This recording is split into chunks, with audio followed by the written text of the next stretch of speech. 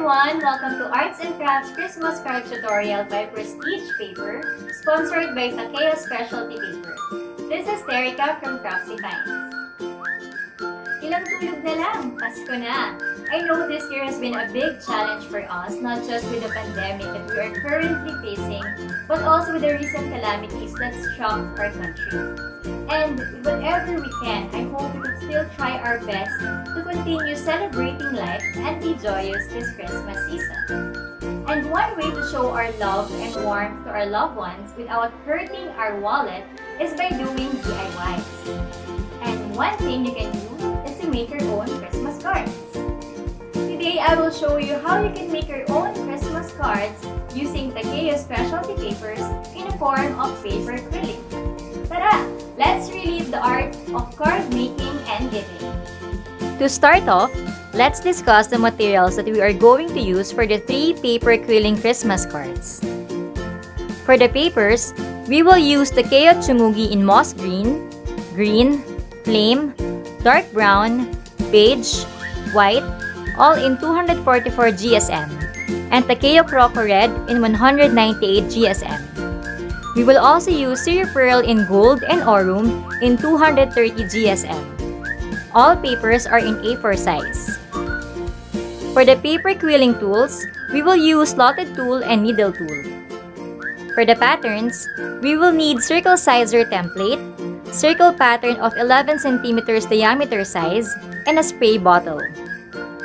Other things we need are glue, pencil, ruler, scissors, dump cloth, craft punchers, and tweezers. So let's begin! The first paper quilling Christmas card that we're going to do is this Christmas tree inspired card. This is how it looks like. So the materials that we're going to use are the following. So first yung colors, I used Takeo Tsumugi dark brown, beige, moss green, green, and croco red. I also used Cerio Pearl in gold and aurum. And as you can see, I have here yung mga paper quilling strips. Because I know some of you may not that familiar with paper quilling. Paper quilling is an art form that involves the use of strips of paper that are rolled, shaped, and glued together to create decorative designs. So usually, ang size ng paper quilling strips ay 5mm. So I manually cut this myself. So ang ginagawa ko, minamarkahan ko yung papel ng 5mm using ruler. Minamarkahan ko siya from top and bottom. And then pinakat ko siya or pinipaper cut ko siya. Hanggang sa makakolekta na ako ng ganito kadami. So yan, mamaya magagamit natin siya. And also, craft punchers for the border of my Christmas tree. Ruler, glue, pencil, scissors, double-sided tape. Also this one, paper quilling slotted tool. This is the most basic tool that is used for paper quilling. And itong pang spread ng glue. Actually, you can also use toothpick or any other stick na pwedeng pang spread ng glue. I also use circle sizer template. Ginagamit to, actually this is optional. I use this para lang consistent yung size ng coil o ng circle na ating gagamitin. So, optional lang siya. And also, the dump cloth. I use this to remove the excess glue from my fingers para clean yung ating artwork. Yan. So, to start off, ang ating unang gagawin ay let's get this Cerio Pearl gold. So, this is 230 GSM. So, ginagamit ko to or ito yung pinili kong gamitin para magkaroon ng sparkling feel yung ating Christmas card. So, we will fold it in half.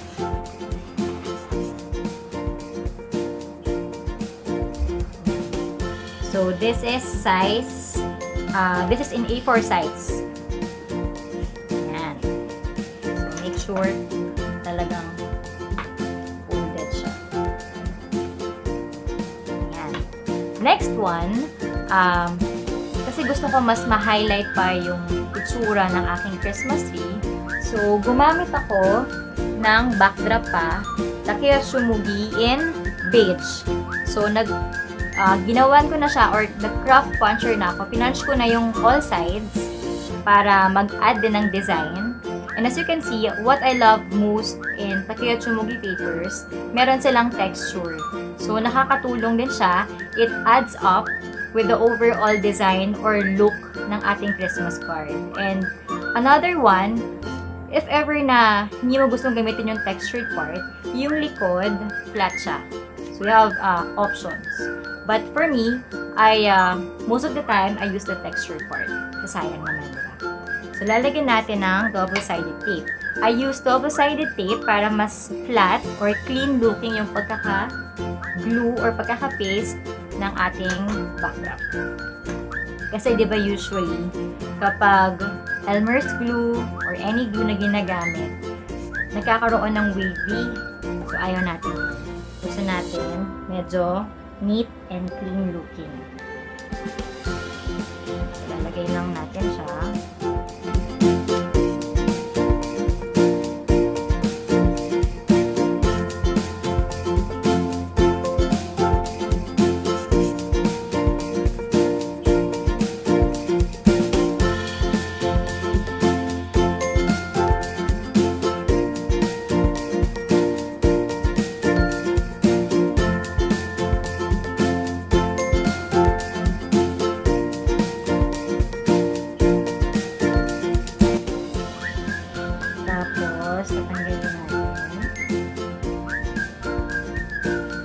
Careful lang ha, kasi baka masama yung paper.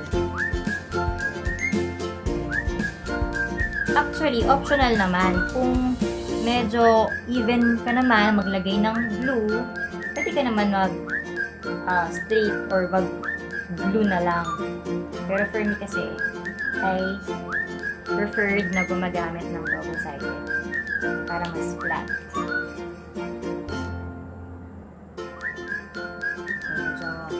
Mahirap lang siyang tanggalin.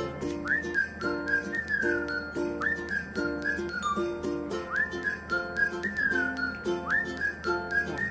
Sa ibang side na lang kasi mukhang nagigit na siya. Yan. Tapos, lalagyan na natin siya. So, dapat pantay siya ha.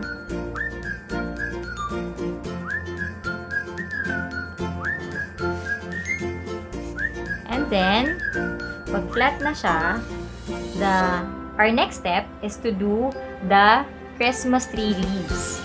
So, ang ginagawa ko dito, since ang itsura niya mukha siyang pom-poms, ang tawag ko sa kanya, small pom-poms or mga fringes. Gagawa tayo ng fringes. So, ang gagawin natin, lagay muna natin dito. Kunin natin itong Takeo Tsumugi moss green and green. So, I use 2 shades of green para hindi naman flat yung color ng ating Christmas tree, para may variation. So, gagawin natin, ang size kasi ng ating Christmas tree leaves, yung height niya is 8 mm. So, with the use of ruler and pencil, mamarkahan natin siya. Doon tayo magsulat sa hindi textured part para mas makita natin. So, 8 mm. Natin siya. Optional naman to. Pwede namang hindi 8, pwedeng 10. Ako lang kasi mas gusto ko yung 8 para hindi siya masyadong matangkad. So, with the use of our scissors,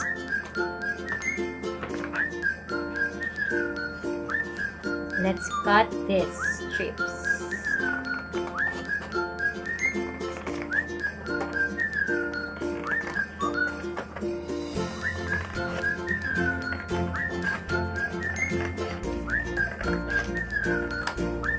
For paper quilling nga pala,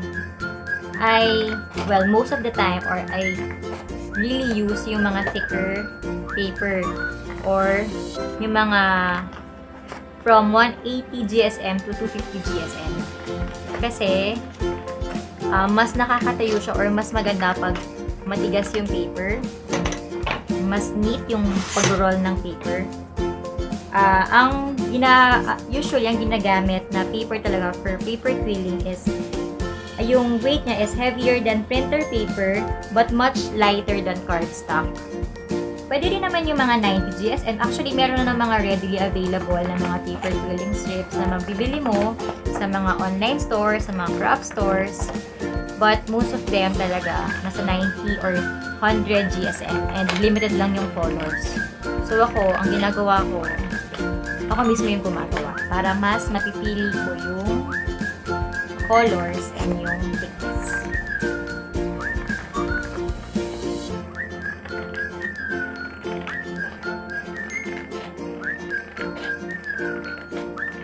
Ayan.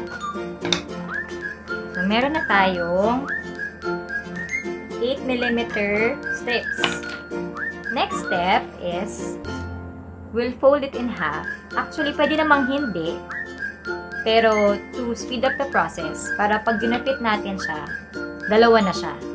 Pero for beginners, pwede rin naman na isa munang ganyan. Masanay muna kayong maggupit and then, pag okay na, i-fold na lang para mas mabilis yung ating process. So, we will cut this in the smallest way na kaya natin. And actually, dito, reminder lang, first ko talaga parang nagugupit ko siya talaga dire-diretso. But with practice and tamang hold sa scissors, you'll get the hang of it. Yung tamang gupit lang, and yung tamang allowance. Tapos, better, syempre, mas small or yung pinaka-smallest na kaya natin magupit. Ayan. So, fringes. Nagawa tayo ng fringes. Okay lang kung mabagal kasi ganun talaga para mas maingat. Tapos, hawakan lang natin siya ng maayos para hindi siya bumalaw. Since naka-fold siya. Para pantay din yung nasa loob. Ayan nyo, with the paper na thicker or heavier, hindi tayo nahihirapan. Kasi kaya niyang mag-stand on its own.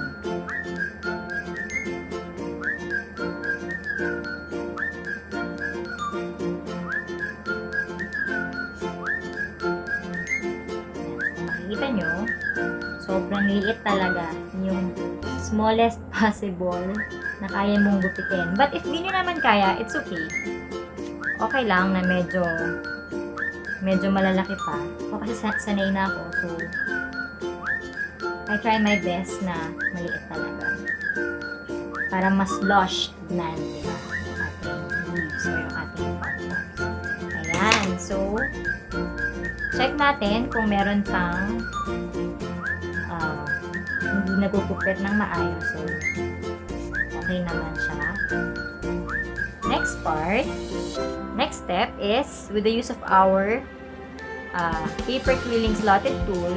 So, yung itsura niya. Meron siyang hati sa gitna. Doon natin ipapasok yung paper para ma-roll siya. You can buy this in any craft store online. Shopee, Lazada, or kahit saan meron ito. Paper quilling slotted tool. So, papasok lang natin siya. And then, i-roll natin. Gently. Dahan-dahan. Pwedeng meron tayong matanggal. Halimbawa, meron tayong nasagad ng gupit.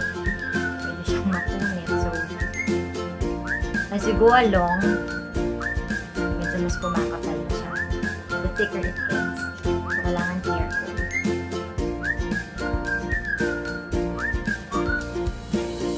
So, mag-iwan tayo ng konting allowance kasi maglalagay tayo ng glue. So, yan. Maglalagay muna tayo ng glue. Mapapansin nyo, gumamit ako ng plastic na pang cover actually yan sa microwavable. Ginamit ko para dyan ko lalagay yung glue. Yan. Lalagyan natin siya sa may lalim. Konti lang kasi ayaw natin magkaroon ng excess glue kasi makikita siya at saka didikit yan sa kamay sa ating fingers. So, roll lang natin ng ayos.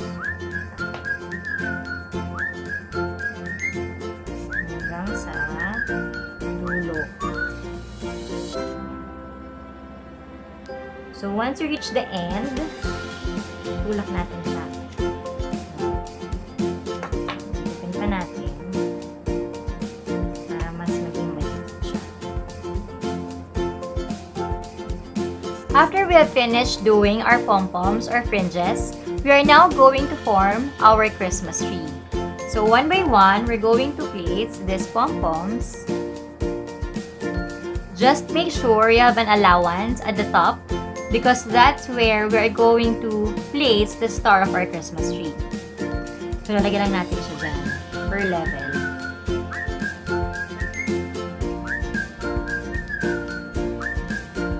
Actually, there's no particular way on how you're going to place the pom-poms as long as they are aligned. And one tip also, before I place or I put glue, inaayos ko na siya, mga tulad nito, para alam ko na kung paano yung magiging itsura niya. Pag sure na ako at nilagyan ko na ng glue.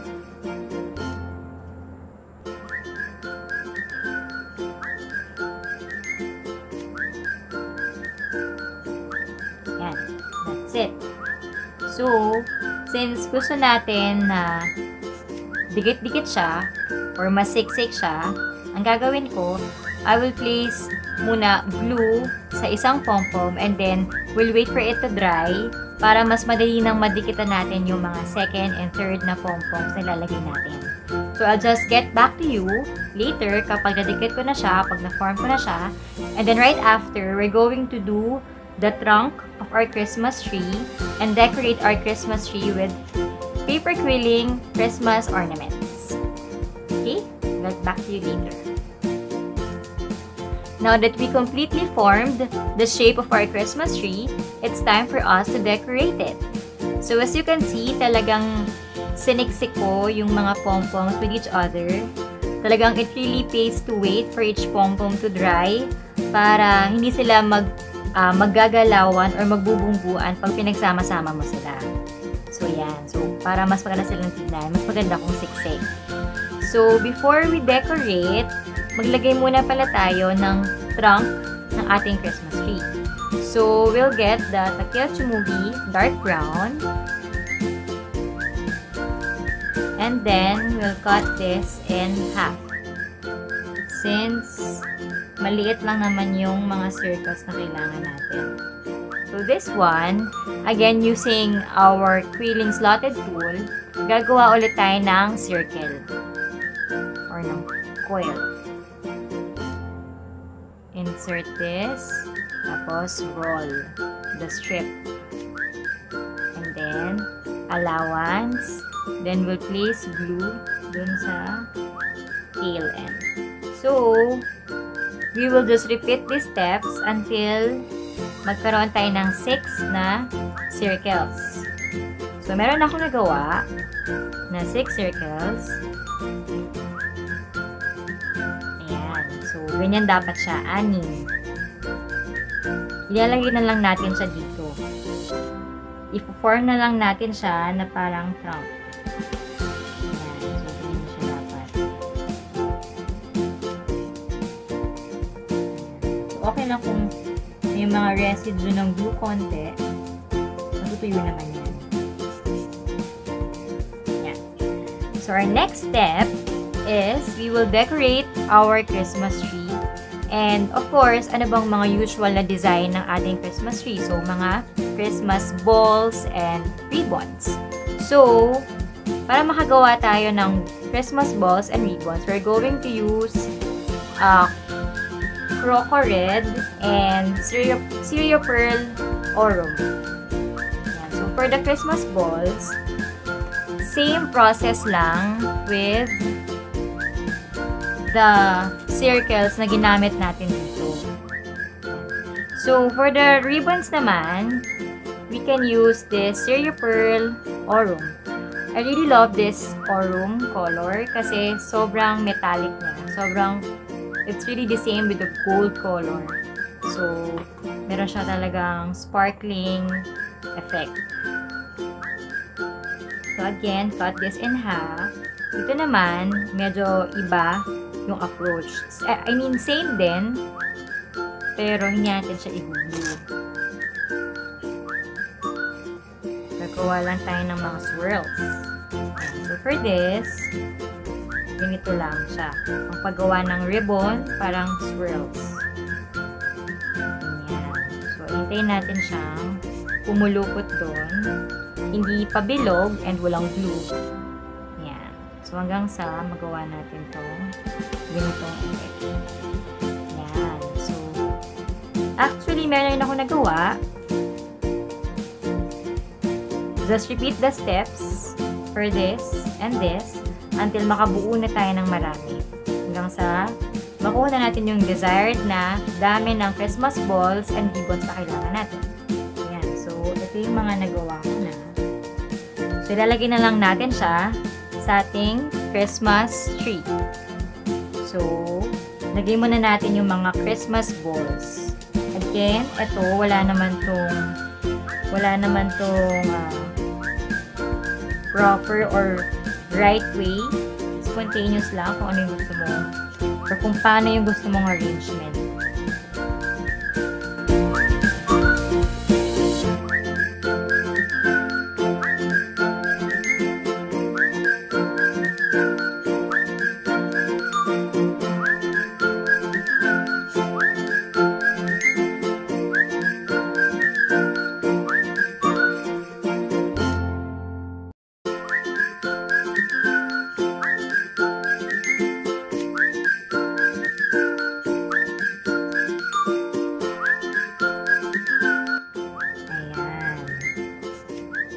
So, I think I'm already satisfied with the output of my design. Pero sa inyo, kung gusto nyo pang magdagdag, it's okay. Nasa sa inyo yan. So, for our next step is, we're going to do the Christmas gifts. Of course, Christmas tree will not be complete without Christmas gifts. And so, para makabuo tayo ng Christmas gifts, yung mga regalo, kailangan ulit natin ng paper quilling strips. So, for example, itong red, itong croco red.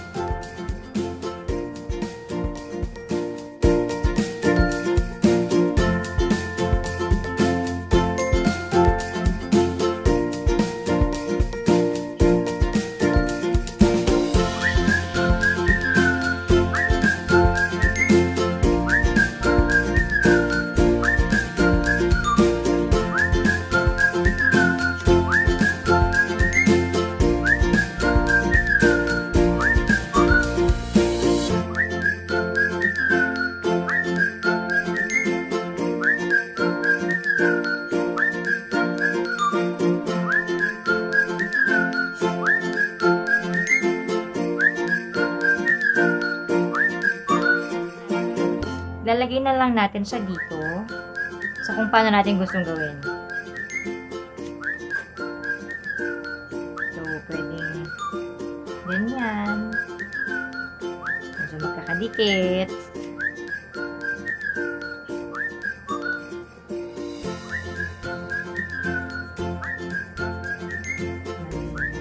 Yan. Medyo magulo, binatulog ganyan. Okay na tayo sa arrangement, talagang lang natin siya ng glue. Sa likod. Ayan. So, na natatapos ang ating Christmas tree. Ayan. So, ano pa ba kulang? Of course, our Christmas tree will not be complete without the star on top. So, with the use of our craft puncher na star, kunin natin ulit si Orum. Magpa-puncher tayo ng star dito.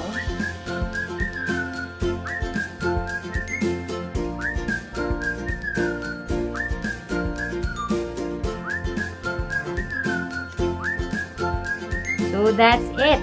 Ayan. This is our Christmas tree-inspired paper quilling card. Ayan. So, yan.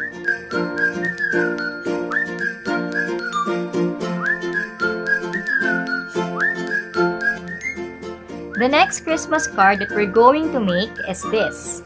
It's like Christmas balls hanging on a branch of a Christmas tree. So the materials are still quite the same from our previous one. Dito naman ang ginamit ko, I used Takeo Tsumugi in beige, green, and croco red. I also used Cerio Pearl in aurum. And yan, parehas pa din. The only difference is, meron akong spray bottle dito. So mamaya malalaman natin, i-explain ko saan ito gagamitin. Okay. So to start, kukuha tayo ng croco red. So this is in A4 size. So, ipa-fold natin siya in half. Ito yung magiging pinaka-paper ng ating Christmas card. So, ayan. So, fold lang natin in half. So, make sure na natulupi siya ng maayos. Okay. Ang next natin, since gusto ko din na mas ma-highlight pa yung ating Christmas balls, so gagamit ako ng beige na backdrop for this. So this time, ayan, so gumawa na ako, pinuncher ko na siya, pero this time, isang side lang. Isang side lang yung pinuncher ko. So ito yung ginamit kong puncher. Isang side lang siya. So, ang gagawin natin, idikit natin siya dito. So, for our next step, ang gagawin natin ay yung leaves ng ating Christmas tree. So, ang peg natin is, magaya natin yung leaves ng pine trees. So, ang gagawin natin, kukuha tayo ng paper quilling strips in green color. So, ito yung magiging stem and leaves. Kukuha tayong isa pa ulit. So, ito yung magiging stem natin. So, para tayo makakagawa ng parang katulad ng leaves ng pine tree. So, madali lang. We will fold this in 6 equal parts. So, yan. First, 1, 2, 3, 4, 5, and 6. Tapos, gugupitin natin. Tapos, using glue,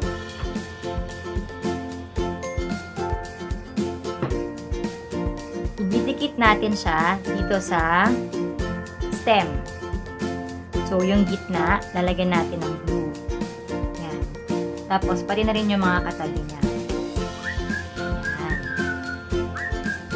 So, press ulit natin. Yan. Kita niyo na ba? Tapos, repeat steps lang hanggang sa makompleto natin to. Okay? So, since medyo matrabaho siya, gumawa na ako ng, so, again, ang gagawin lang, ganun lang din ulit, magpo-fold lang din in 6 equal parts, tapos pupunuin natin to. Okay, so, meron na akong nagawa. Yan. So, dapat ganito siya. Dapat magiging ganito yung itsura ng ating leaves. So, para siyang leaves ng pine trees. Okay. Ang next step, ilalagay natin siya dito sa ating card. So, yan. Nandikita natin ng maayos yung ating Christmas tree leaves. So, nagupit ko na rin yung mga excess stems dito. Ayan. So, okay na siya. So, ang gagawin na lang natin, para magkaroon siya ng added design, gumawa ako ng mga maliliit na circles. Ilalagay natin siya dito. Okay. So, ang next naman natin gagawin ay yung circle ng ating Christmas tree ball. So, kaya natin kailangan itong spray bottle kasi ito yung magiging parang pang-mold natin para makagawa tayo ng perfect circle. So, kailangan natin itong Croco Red. Ito yung magiging circle ng ating Christmas tree balls. So, ang gagawin natin, lagyan natin siya dito. Tapos, yan. Iahapit natin siya dyan. Tapos, lalagyan natin ng glue. Ito. Yan. So, almost perfect. Yan. Dapat ganyan na magiging itsura. So, meron akong nagawa na dalawa pa. Yan. So, ang gagawin na lang natin, ilalagay natin siya dito. So, gusto ko medyo iba-iba yung height o yung level ng ating Christmas tree ball. So, lagyan natin siya dyan. So, kapag okay na tayo sa placement ng ating Christmas balls, press. Ang next natin gagawin, lalagyan natin yung string. So, kuha ulit tayo nito. Tapos, measure lang natin. Lagyan natin siya dito. For this one, ayan. I've already finished cutting the exact size of the strip that we need for the Christmas balls. So, our next step is to put decorations inside our circles. So, ang gagawin natin, gagawa tayo ng mga swirls. So, ang colors na gagamitin natin for this ay Croco Red and Cereal Pearl Aurum. So, for example, paano siya gagawin? So, gagawa tayo, kukuha tayo ng isang strip and then cut it in half.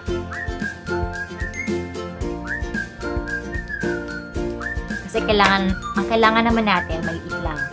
So, just like the previous process, gagawa tayo ng coil. Tapos, halfway through, yung opposite side naman. Ayan. Hanggang sa makagawa tayo ng parang letter S. So, gagawin natin siya in Aurum and in Croco Red. So, may mga nagawa na ako na mga swirls. Ito siya. Ganito ang itsura niya. Yan. So, ang gagawin na lang natin is ilalagay natin tong mga swirls sa loob ng ating circle. So, wala namang proper way kung paano natin siya ilalagay as long as ma-fill in natin siya. So, for this circle, I think ang kaya nating ilagay sa loob ay 5. So, yan. Lalagay natin siya dyan. Ayan. So, nalagay ko na yung mga swirls sa loob ng ating circles. So, ganito yung magiging itsura niya. Ayan. So, for our finishing touches, ang gagawin natin, lalagyan natin ng ribbons yung ating Christmas balls. So, gagawa ulit tayo ng mga spiral. So, katulad lang din ng ginawa natin sa Christmas tree card kanina. So, kukuha tayo ng Aurum na strip and then cut this in half. And then cut this again in half. Kasi maliit lang naman yung kailangan natin. Tapos, gupitin din natin sa gitna.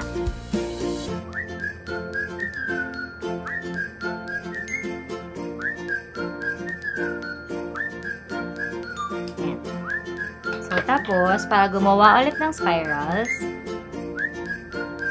nagawa tayo ng coil, pero hindi natin siya ididikit or i-glue. Ayan. So, ganyan siya. So, ilalagay lang natin siya sa taas.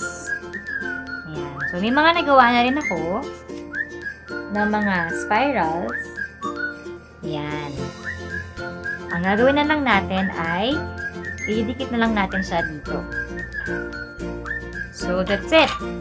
This is our hanging Christmas balls inspired paper quilling card.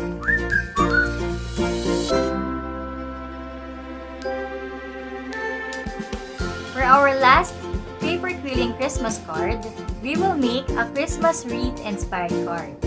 So this is how it looks like. For the material, still the same, I only add Takeo Tsumugi in plain color and in white. So as you can see, I use 2 shades of red here. Meron din akong ginawa na circle pattern. This is in 11 cm size. This will act as my guide habang binubuo ko yung ating wreath. I also printed a Merry Christmas text. Yan. So, let's begin. So, to start, meron na akong pinold na Takeo Tsumugi in white. So, pinold ko na siya in half. Tapos, ang next step natin is maglalagay tayo ng markings. Yung ating circle pattern. So, ito yung magiging guide natin sa paggawa ng wreath. So, just make sure meron tayong allowance sa taas and sa baba. Kasi sa baba, dito natin ilalagay yung Merry Christmas na pinrint natin. So, bibulugan ko lang muna ito.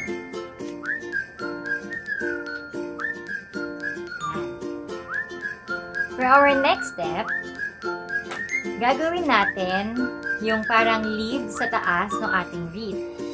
So, meron na akong ginawa na ito yung mga circle na maliliit. So, hindi ko na siya ituturo kasi kanina, nadaanan naman natin kung paano ito ginagawa. So, lalagyan na lang natin siya ng glue.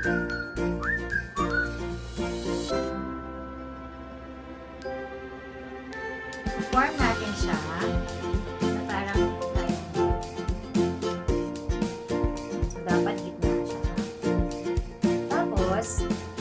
ang gagawin natin, gagawa tayo ng iba-ibang size ng circle and foil. So, ang una muna natin gagawin ay yung malaki na foil. Kuha natin to, Croco Red. So, para makagawa, dalawa dapat na magka-dikit. So, ang pagdikit, lagyan natin yung dulo, konti, tapos i-attach natin. Matuyo. So, habang iniintay natin, gawin muna natin yung maliit. So, sa maliit naman, for example, ito. So, ganun lang din. Gagawa tayo. Insert, tapos roll natin. And then, imbis na i-glue natin siya, ilulose lang natin. Then, with the use of our circle sizer template, ang gusto kong size for my small circle ay nasa 15 mm. Gusto lang natin. Okay na. Gawin natin.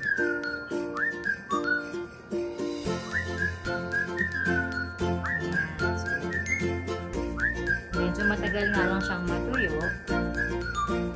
Pero pag natuyo naman siya, ganito yung magiging itsura. So, may nagawa na ako. Ganito yung magiging itsura niya. So, madami yung kailangan natin for the Christmas wreath. Ganyan. So, meron din akong ginawang green. Tapos, itong flame and yung Croco Red. So, ang gagawin ko, ipo-form ko lang muna itong Christmas wreath.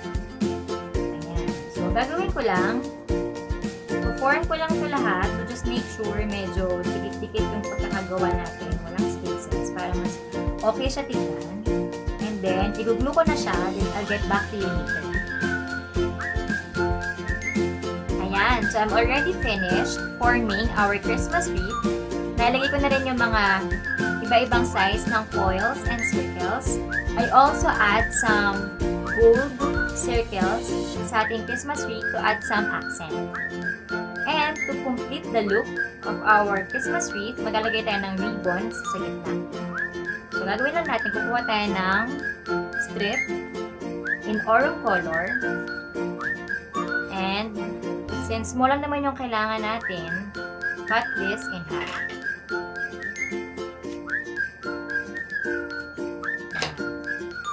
So, same process sa paggawa ng spirals, ang gagawin natin, i-roll natin siya. Tapos, hindi natin i-glue. Hintayin lang natin mag-loose. So, lalagyan natin siya dito.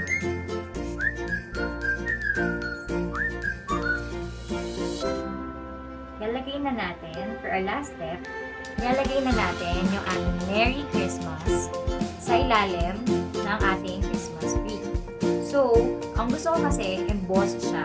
So, ang gagawin natin, maglalagay tayo ng 3 small circles sa likod.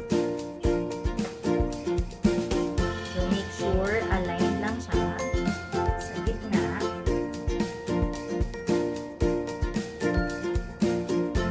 And that's it! This is our Christmas wreath-inspired paper quilling card.